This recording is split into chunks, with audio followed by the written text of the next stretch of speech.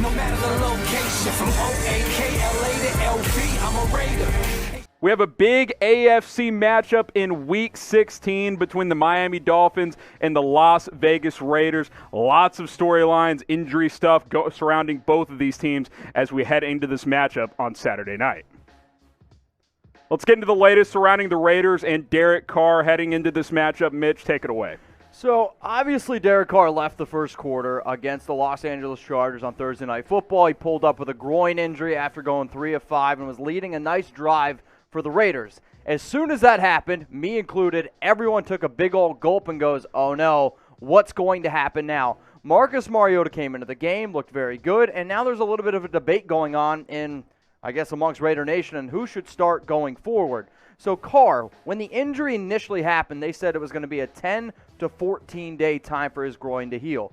Well, with all the days that have passed, now its timetable is about 7 to 10 days of rest that he needs. However, Derek saw Marcus Mariota play and was like, oh, wow, that guy looked pretty dang good. He did. And if I need to be able to keep my job, should I potentially come back? Now, I've given my 2 cents of this on the Las Vegas Raiders Report, and for all you Raider fans out there that haven't subbed yet, you can see the link below, youtube.com/Raiders Report. But apparently Carr is pissed, and he wants to play Week 16. Look, Derek Carr's a competitor. We know that. He's having a good season. He's frustrated at how things have unfolded in recent weeks. And on top of that, Marcus Mariota came in and gave the Raiders a very good chance of winning that Chargers game, a must-win, in my opinion. Oh, yeah. Playoff hope still alive, but dwindling at this point and pretty unlikely. And Derek Carr knows the situation. It's been the situation for a couple of years where kind of year in and year out, he's having to fight to keep his job in Las Vegas. That's what it's been for, 2 years now? Yeah. You've been covering this team on a daily basis for 2.5 years, and he's had to earn his spot. And if Marcus Mariota, hypothetically, Mitch, plays the rest of the season from an outsider looking in, plays well, that could muddy things up heading into the offseason for this team at the quarterback position. Absolutely. Not only just that, I mean, you finally saw what a mobile quarterback looks like in Jon Gruden's system, and Yep. I think Carr's done a fantastic job this season. But the one thing that he's never going to be is a mobile quarterback. And, well, it looked pretty darn good this past week with Marcus Mariota picking up some clutch first downs, but at the end of the day, they didn't pick up a win when it mattered the most. So go down in the comments section, let us know who should start Week 16. Type MM for Marcus Mariota, type DC for Derek Carr. My 2 cents on this, Harrison, I'm going to rock and roll with Mariota because, for me, you're going to bring back Derek Carr next year because his contract is so favorable. Like $22.125 million in 2021, $19.6 million in 2022 if you end up keeping him. But for Mariota, either you pay him or you let him go, in my opinion, because if you let him go, you can save $10.1 million, and this is the time where he needs to earn his contract. What about this scenario, Mitch? I'm going to throw this at you. You play Mariota the rest of the way, which I believe you do anyway, because Carr's not 100%, and your playoff hopes are pretty much dead at this point. Yeah. Just my opinion here. And what if he plays so well that, A, you consider making him your starter? I think that's a long shot. 3 games won't prove enough. But B, and maybe more importantly, maybe you can trade him. Bingo. Maybe you can get something for him. Now, you're not going to get a first, second, third, but you trade him for a fourth? I mean, that's Absolutely. something for a guy that you brought in to be your backup. I mean, I think that is your best upside at this point because let's be honest, you're shifting to the offseason into 2021 at this point if you're being realistic as the Raiders franchise. So I'm typing my MM. I think it's Marcus Mariota. Lots to get into on this Dolphins and Raiders matchup. Dolphins are 3-point favorites in this one. The over-under set at 47.5. That'll be an interesting one because from the Raiders side of things, hammer the over. But the Dolphins' defense is pretty damn good, Mitch. I'll tell you what, I think this is probably the best defense right now in all of football. But their defense is so simple.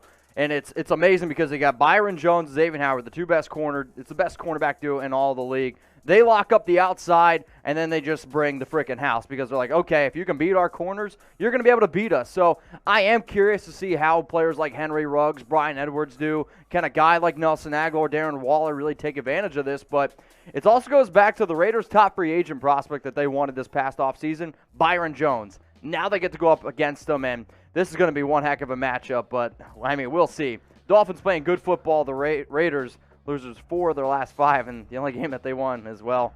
against the Jets. So let me know who you got in this matchup. So MIA for the Dolphins, LV for the Raiders. You guys can blow up the comment section. Let us know. The Dolphins playing for a little bit more at this point. If they win out, they get into the playoffs. So let us know. MIA for the Dolphins, L for the Raiders. Real quick early prediction. I'm hoping that the Raiders can pull out this one, but I'd be lying to say that I have a lot of confidence in them. So sure, I guess give me MIA.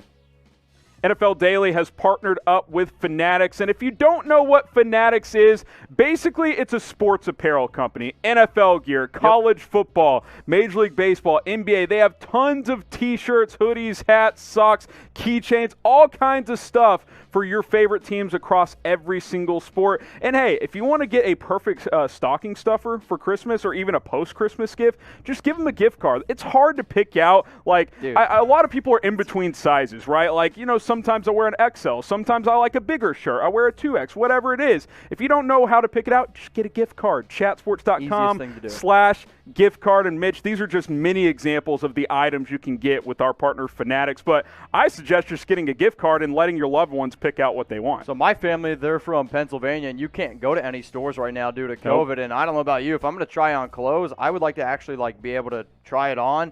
But with the gift card idea, is you can just keep it, and whenever you need to be able to figure out whatever you need to get, you can go ahead and do it. The other day I asked my girlfriend, what size are you? And she about flipped me off. So I can't win that one either. I'm just going to let her pick out what gift she wants, and I'm going to let my dad figure out what he wants. Also, I don't know about you, but when grandparents are like, what do you want this year? I'm like, cash or gift cards are easiest because then I can just pick it out. But they're always like, oh no. And I'm like, gift cards are the best gift because you can pick it yourself. You don't want to be that guy that has to take back presents because grandma didn't know what you to get. Grandma still get me VHS tapes. Just get a gift card from Fanatics. Chatsports.com/gift card. It's the perfect present this holiday season.